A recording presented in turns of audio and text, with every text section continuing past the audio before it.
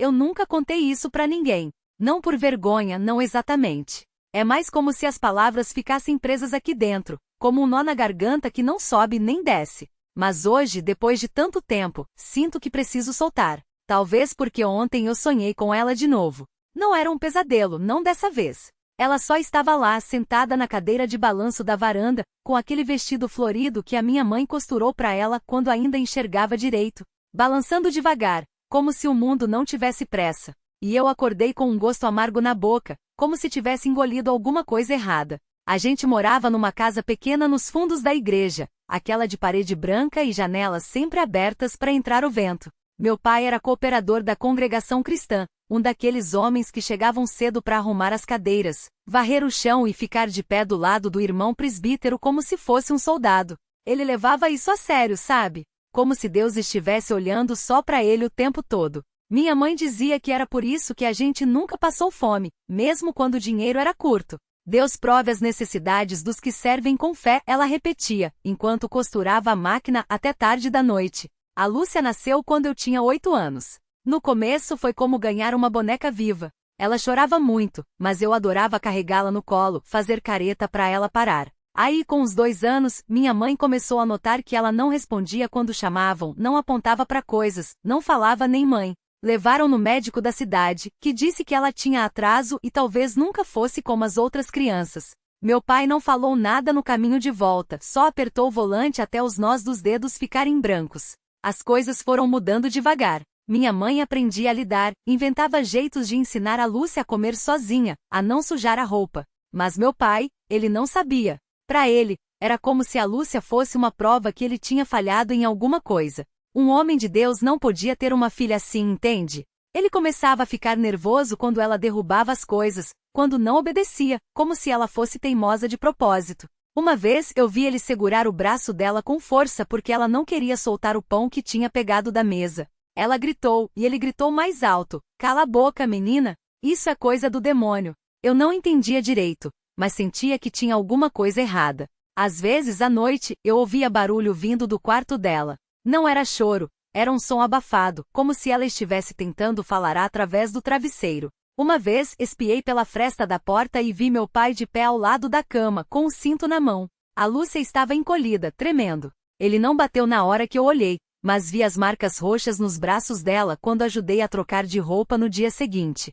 Perguntei para minha mãe o que era aquilo, e ela só suspirou, passando a mão no meu cabelo. Às vezes o pai fica muito bravo, filho. Mas é para ela aprender a ser boa. Eu não sabia o que fazer. Tinha medo de falar, medo de não falar. Na igreja todo mundo elogiava meu pai. Um servo tão dedicado, um homem de oração. Nas reuniões ele falava com voz firme sobre a importância da disciplina, como Deus castiga quem ele ama. E eu ficava olhando pro chão, pensando nas marcas da Lúcia. Uma vez perguntei pro irmão presbítero se Deus também castigava quem já era doente. Ele me olhou sério e disse: "Deus sabe o que faz, menino." Às vezes, o sofrimento é um teste da fé. A Lúcia não falava, mas ela entendia tudo. Eu via nos olhos dela. Quando meu pai saía para trabalhar, a gente brincava no quintal. Eu empurrava ela no balanço, e ela ria daquele jeito que só eu conhecia, um som gutural, quase um grunhido, mas que para mim era a coisa mais linda do mundo. Às vezes, ela pegava minha mão e encostava na bochecha dela, como se quisesse guardar meu cheiro. Eu não precisava de palavras para saber que ela me amava. Até que um dia, tudo mudou. Era uma tarde de sábado, aquele calorão que gruda a camisa nas costas. Meu pai tinha chegado do culto mais cedo, irritado porque o irmão presbítero tinha falado alguma coisa que ele não gostou. A Lúcia estava sentada no chão da cozinha, brincando com uma colher de pau e uma panela. Quando ele passou por ela, pisou sem querer, ou talvez de propósito, no dedão do pé dela. Ela gritou, jogou a panela no chão. Ele virou e deu um tapa na cabeça dela com tanta força que o barulho ecoou na casa inteira. Lúcia caiu de lado, levando as mãos aos cabelos, e eu congelei no lugar. O coração bateu tão forte que doeu. "Para de choramingar, sua moleque." Meu pai rosnou, chutando a panela que tinha rolado perto dos seus pés. "Não aguento mais essa frescura." Eu não respirava. Lúcia se encolheu no chão, os soluços abafados entre os braços. Ele se virou para mim, os olhos injetados, a boca torcida num sorriso que não era sorriso. "E você, seu bosta? Tá olhando o quê?" Baixei a cabeça, engoli o nó na garganta. Sabia que se abrisse a boca ia piorar. Mas Lúcia continuava ali, tremendo, e algo dentro de mim rachou. Ela não fez nada, saí sem querer, a voz fina. Meu pai deu 2 passos na minha direção. Senti o cheiro de suor e cerveja barata antes mesmo dele levantar a mão. O primeiro soco pegou no ombro, me jogando contra a parede. A dor explodiu, mas não gritei. Não ia dar esse gostinho pra ele. Seu desgraçado, ele cuspiu, agarrando meu pescoço. Acha que é homem pra me enfrentar? As unhas dele cravavam na minha pele. Vi Lúcia se arrastar para trás, os olhos arregalados, o rosto molhado de lágrimas e algo vermelho escorrendo da testa. Isso me queimou mais do que os dedos dele. Com um empurrão, me soltei e me joguei pra frente. Não pensei, só bati. Meus punhos acertaram o peito dele, fracos, desajeitados, mas cheios de uma raiva que nunca tinha sentido antes. Ele riu como se fosse brincadeira até eu acertar o queixo. Aí o riso secou. Filho da puta, ele murmurou, limpando o canto da boca com o dorso da mão. O próximo golpe veio rápido. Uma paulada na costela que me deixou sem ar. Caí de joelhos, tossindo, e foi quando vi a faca. Ela estava na pia, suja de cebola, a lâmina brilhando sob a luz amarela. Meu pai seguiu meu olhar e sorriu de novo, dessa vez devagar, como se estivesse saboreando alguma coisa. Você quer brincar de valente, é? Ele pegou a faca. Não sei como, mas consegui me levantar. A dor nas costelas era um fogo, mas eu não podia parar. Lúcia ainda estava ali, imóvel, olhando pra gente como se não entendesse nada. E eu não ia deixar ele chegar perto dela de novo. Vai, seu covarde, falei, a voz rouca. Bate em mim. Deixa ela em paz. Meu pai balançou a faca, brincando com o peso. Por um segundo, achei que ele ia desistir, que ia xingar, cuspir no chão e ir embora. Mas então ele deu um passo à frente, e eu soube que não ia ter jeito. Fechei os olhos. O barulho não foi o que eu esperava. Não foi o corte da lâmina, não foi o grito. Foi um estalo seco, como um galho quebrando, seguido de um gemido surdo. Abri os olhos e vi meu pai cambaleando, a faca caindo da mão. Atrás dele, vovó Maria segurava a vassoura quebrada, o rosto feio de ódio. Chega, seu animal, ela disse, a voz trêmula, mas firme. Chega dessa merda na minha casa.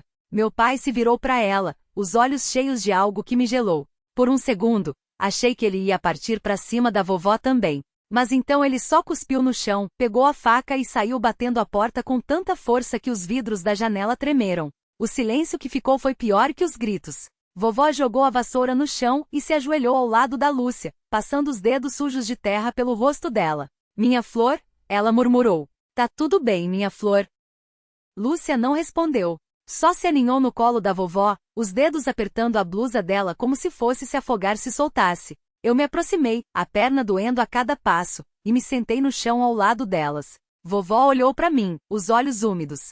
Você tá sangrando, ela disse. Só então senti o gosto de ferro na boca. Passei a língua nos dentes e vi sangue no dedo. Mas não doía. Nada doía direito. Ele vai voltar, falei. Vovó apertou os lábios, depois assentiu. Então a gente tem que ir embora antes. E foi assim que naquela noite, com a lua alta e o vento quente soprando poeira pela rua, a gente saiu de casa. Levei só a mochila da escola. Lúcia não queria soltar a mão da vovó, então foi ela quem carregou a mochila nas costas, enquanto eu ia na frente, olhando para trás a cada 2 passos. A rua estava vazia, só o barulho dos nossos pés no asfalto rachado e o chiado dos postos de luz que ainda funcionavam, piscando como se estivessem prestes a apagar também. Vovó parou de repente e puxou a gente para trás de um carro abandonado, a lataria toda riscada de marcas que não dava para ler. Ela colocou o dedo nos lábios e eu escutei. Passos. Não eram nossos. Ficamos ali, colados uns nos outros, até o som se afastar. Lúcia tremia tanto que eu senti os dentes dela batendo no meu braço. Vovó respirou fundo, depois sussurrou. Vamos pela rua de trás. É mais longa, mas não tem ninguém. Não perguntei como ela sabia. Vovó sempre sabia dessas coisas.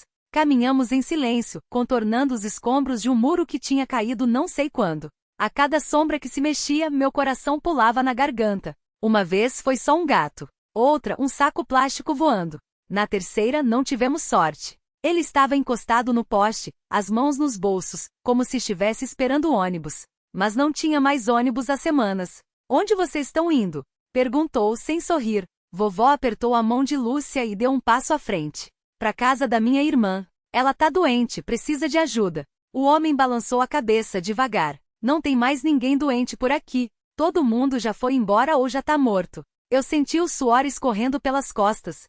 Vovó não pisou para trás. Então a gente vai embora também. Só queremos passar. Ele olhou para mim, depois para Lúcia, que escondeu o rosto no vestido da vovó. Mochila pesada para uma criança, disse, apontando com o queixo. É só livro, respondi, antes que vovó pudesse falar. O homem riu, um som seco. Livro? Claro. Ficou quieto por um tempo que parecia não acabar. Depois, deu de ombros e se afastou do poste. Vão logo, antes que eu mude de ideia. Não esperamos ele terminar a frase. Corremos. Ou pelo menos tentamos. Minha perna doía de verdade agora, queimando a cada passo, mas não parei. Vovó carregava Lúcia no colo, ofegante, e eu ia atrás, arrastando a mochila como se ela pesasse 1 tonelada. Só paramos quando chegamos na estrada de terra, onde as casas eram poucas e distantes. Vovó colocou Lúcia no chão e se apoiou nas mãos nos joelhos, respirando fundo. A gente não pode parar aqui, falei, olhando para trás. Só 1 minuto. Ela respondeu, enxugando o suor da testa. Só 1 minuto, meu Deus. Lúcia se sentou na poeira e começou a chorar de novo, bem baixo, como se tivesse vergonha. Eu me ajoelhei do lado dela e tirei a mochila. Olha o que eu trouxe, falei, abrindo o zíper. Dentro, além dos cadernos e das canetas, tinha um pacote de bolachas que eu tinha guardado da última merenda da escola. Estavam amassadas, mas intactas. Lúcia olhou para mim com os olhos vermelhos, depois esticou a mão. Vovó suspirou quando viu. Você é teimoso igual ao seu pai, murmurou, mas pegou uma bolacha também. Comemos em silêncio, ouvindo o vento e o barulho dos grilos. Não tinha mais ninguém na estrada. Pelo menos por enquanto. A gente vai para onde? Perguntei, depois que engoli a última migalha. Vovó olhou pro céu, como se a resposta estivesse nas estrelas. Ou como se não quisesse me olhar nos olhos. Para longe daqui. Para um lugar que ele não conheça. E se não existir? Ela não respondeu. Só se levantou, sacudiu a poeira das mãos e esticou a mão para Lúcia. Vamos. Ainda tem muito caminho. A peguei pela mão sem pensar, mas Lúcia hesitou. Seus dedos tremiam, e por um segundo achei que ela ia recuar. Até que devagar, encostou a palma na minha. A pele dela estava gelada. Vovó não disse nada, só começou a andar. Seguimos atrás, eu arrastando os pés na terra batida, Lúcia tropeçando nas próprias sombras. A estrada era uma linha escura cortando a noite, e a cada passo o cheiro de mato queimado ficava mais forte. Alguém tinha ateado fogo em algum lugar próximo. Ou talvez fosse só o vento trazendo o fedor de coisa podre que sempre vinha do sul. Você acha que ele tá nos procurando? Lúcia perguntou baixo, tão baixo que quase não ouvi. Olhei para trás sem parar de andar. A estrada estava vazia, mas isso não significava nada. Ele podia estar em qualquer lugar. Dentro dos arbustos, atrás das árvores retorcidas, até debaixo da terra se quisesse. A gente já tinha visto coisas piores. Não sei, respondi. Mas acho que a gente não deveria ficar paradas para descobrir. Vovó virou numa trilha estreita, quase escondida entre 2 troncos grossos. Os galhos arranhavam meus braços, e Lúcia soltou um gemido quando um espinho cravou na perna dela. Parei para ajudar, mas vovó não se virou. Andem logo, disse sem olhar. A noite não dura para sempre. Lúcia mordeu o lábio para não chorar. Eu arranquei o espinho com os dedos e apertei o ferimento até sair um fio de sangue escuro. Ela segurou minha mão de novo, dessa vez com mais força. A trilha descia numa ladeira íngreme, e o chão ficou mole de repente, como se a gente estivesse pisando em esponja. Cheirava água parada. No fundo do vale, uma neblina branca rastejava entre as pedras, engolindo tudo que tocava. O que é isso? Perguntei, mas vovó já estava descendo, os pés afundando na lama sem hesitar. Água da chuva, respondeu. Ou o que sobrou dela. Lúcia apertou minha mão de novo. Não gosto daqui, sussurrou. Eu também não. A neblina se movia de um jeito esquisito, como se respirasse. E tinha algo ali dentro. Não um barulho, não exatamente. Uma presença. Alguma coisa que não era a gente. Vovó parou de repente e levantou a mão. A gente obedeceu, congeladas no lugar. Ela cheirou o ar, depois se agachou e passou os dedos na lama. Quando levou a mão ao nariz, franziu a testa. Sangue, murmurou.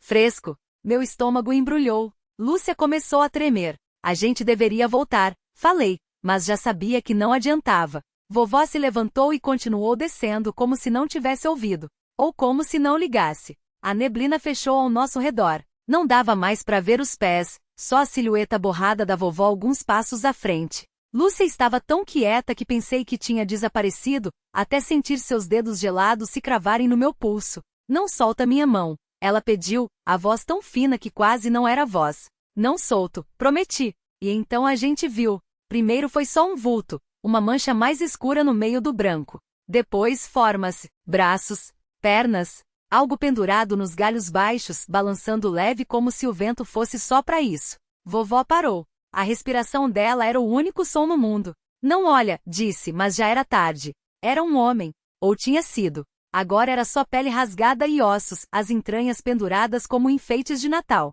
Os olhos ainda estavam abertos, vidrados, como se tivessem visto alguma coisa antes de apagar.